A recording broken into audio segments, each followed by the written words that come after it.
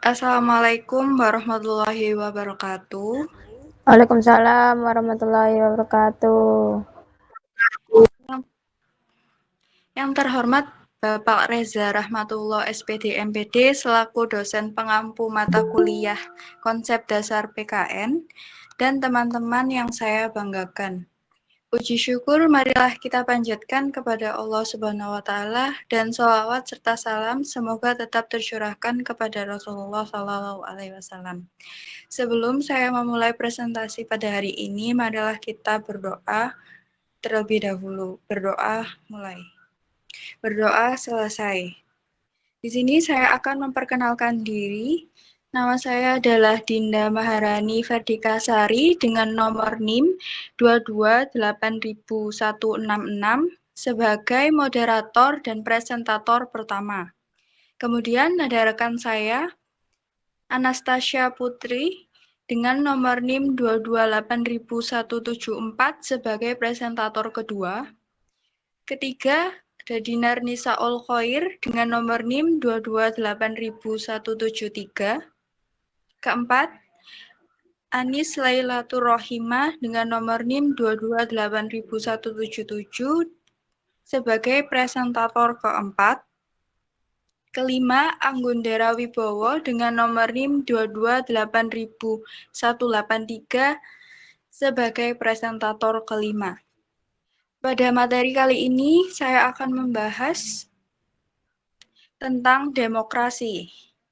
Untuk pokok bahasan yang akan kita bahas adalah hakikat demokrasi, macam-macam demokrasi, dan sejarah demokrasi. A. Hakikat demokrasi.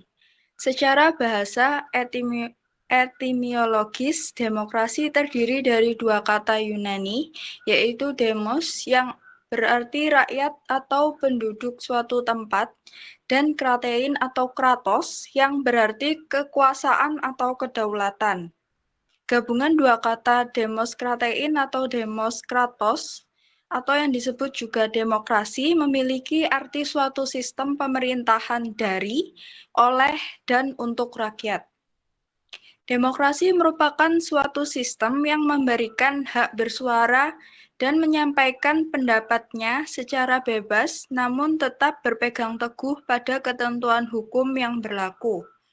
Contoh demokrasi dalam suatu negara dapat dengan mudah kita temui pada pemilihan pemimpin rakyat seperti Pilpres, Pilgub, dan lain sebagainya. Menurut para ahli, yang pertama, Joseph Scamper, demokrasi adalah sebuah perencanaan institusional guna mencapai suatu keputusan politik di mana setiap individu memiliki kekuasaan untuk memutuskan cara perjuangan yang kompetitif. Sedangkan menurut Henry B. Mayo, demokrasi adalah suatu sistem yang menunjukkan kebijakan umum ditentukan berdasarkan keputusan mayoritas yang diselenggarakan dengan melakukan pemilihan secara selektif, diawasi dan dilakukan oleh rakyat dengan landasan persamaan pandangan atau politik tanpa ada paksaan dari pihak lain. Untuk hakikat demokrasi sendiri terletak pada upaya menempatkan kekuasaan politik tertinggi pada rakyat. Istilah demokrasi diartikan sebagai sistem pemerintahan dari rakyat, oleh rakyat, dan untuk rakyat. Hakikat demokrasi sebagai suatu sistem bermasyarakat dan bernegara memberikan penekanan pada keberadaan kekuasaan di tangan rakyat. Menyadur dari bahan ajar demokrasi oleh Dwi Sulisworo dan kawan-kawan, hal tersebut mengandung pengertian sebagai berikut. Untuk materi selanjutnya akan dibawakan oleh Mbak Tasya. Mbak Tasya, tempat dan waktu disilahkan. Baik, yang pertama, pemerintahan dari rakyat, government of the people.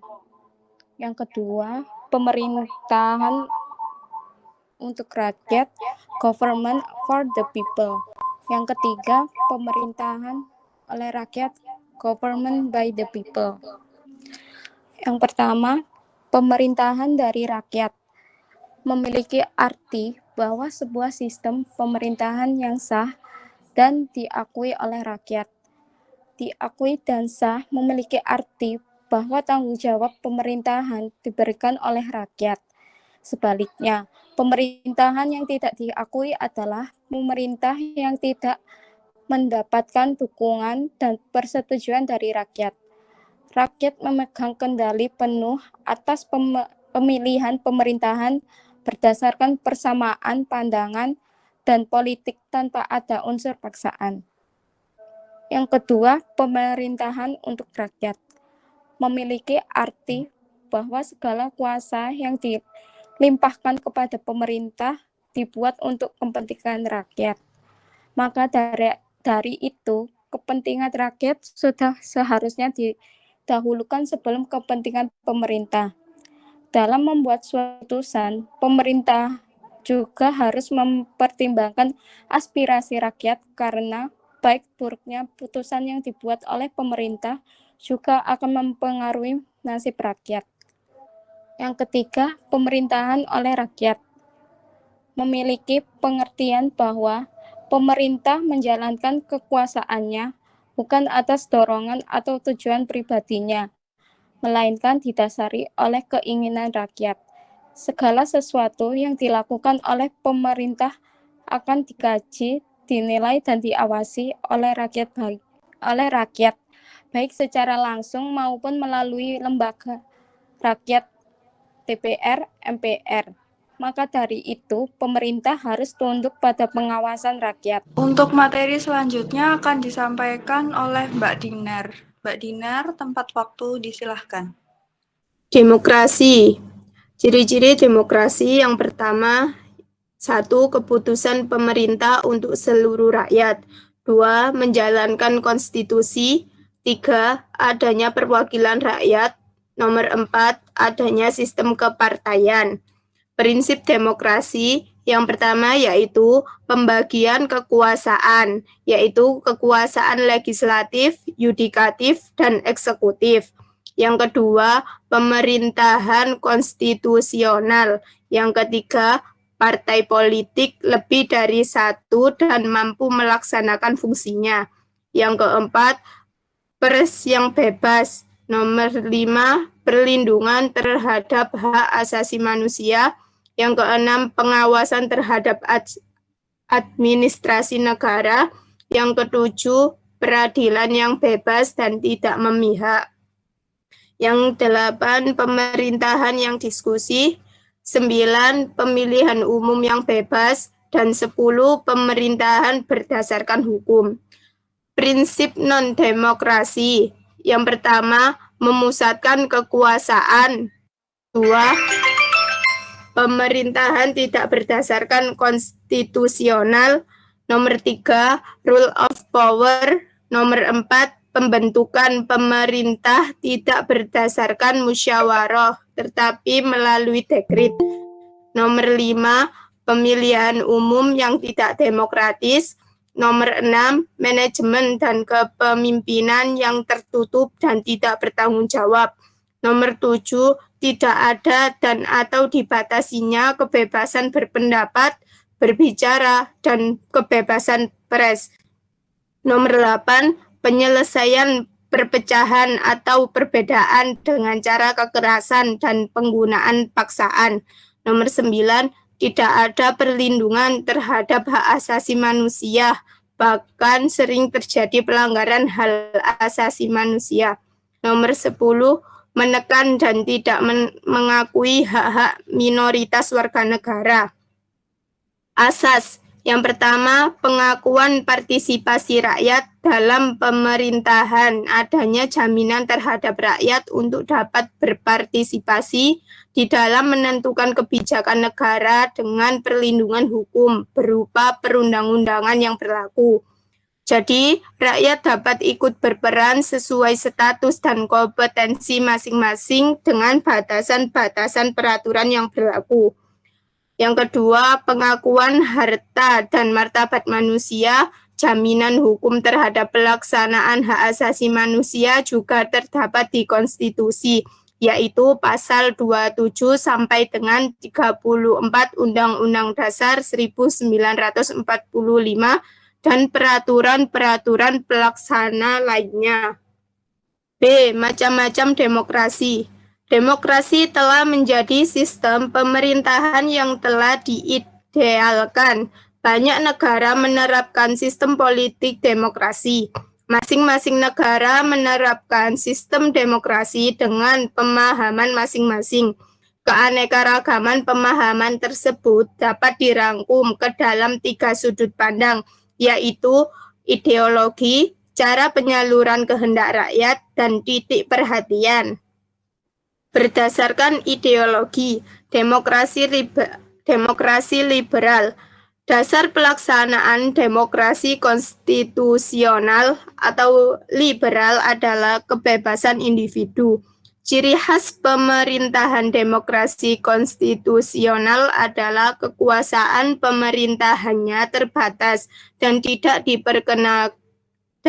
diperkenankan banyak campur tangan dan bertindak sewenang-wenang terhadap warganya. Sistem politik yang menganut kebebasan individu.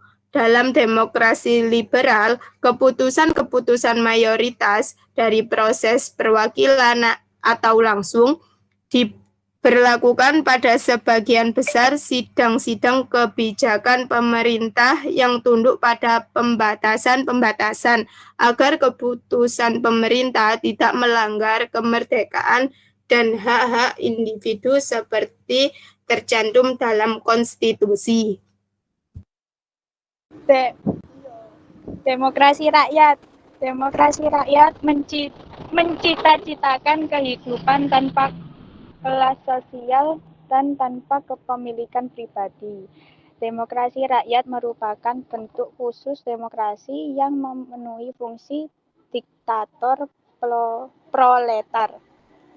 Sistem politik demokrasi rakyat disebut juga demokrasi proletar, yang berhaluan Marxisme, komunisme, merupakan demokrasi yang didasarkan pada paham sosialisme dan komunisme, dan lebih mengutamakan kepentingan umum atau negara.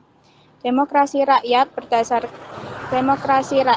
berdasarkan atas hak pemerintah dalam suatu negara yang didasari dari paham sosialisme dan komunisme yang mementingkan kepentingan negara dan kepentingan umum.